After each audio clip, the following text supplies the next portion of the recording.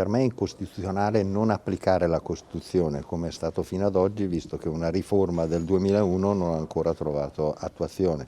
Le critiche vorrei che si rivolgessero a un testo quando il testo ci sarà e non sugli appunti di lavoro che stiamo costruendo. Inutile agitarsi quando ancora una bozza ufficiale non c'è, e questo è il messaggio niente affatto velato che il ministro Calderoli rivolge a quei governatori del Sud che hanno già polemizzato con il provvedimento sull'autonomia differenziata, in primis il campano De Luca che ne ha chiesto lo stop, così a margine della prima riunione della conferenza delle regioni che giurano i diretti interessati si è svolta nella massima armonia. Mi sembra che da parte di tutti, ovviamente con sfumature per arrivare a risultati diversi, ma ci sia la volontà di andare verso un processo di autonomia e anche di finalmente attuazione dei LEP, anche questo passaggio condiviso da tutte le autonomie regionali. L'EP che sta per livelli essenziali di prestazioni, ovvero quei servizi che lo Stato deve garantire in maniera uniforme su tutto il territorio nazionale. Per Zaia non c'è nessuna incompatibilità, anzi. Chi è contro l'autonomia è contro la Costituzione.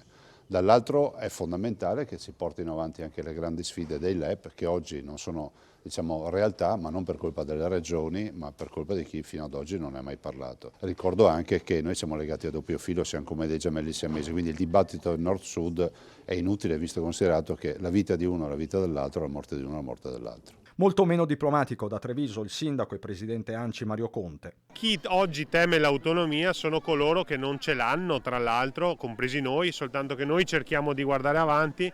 Invece le regioni del sud preferiscono rimanere in questa situazione con i dati che tra l'altro li indicano non certo come regioni virtuose da questo punto di vista.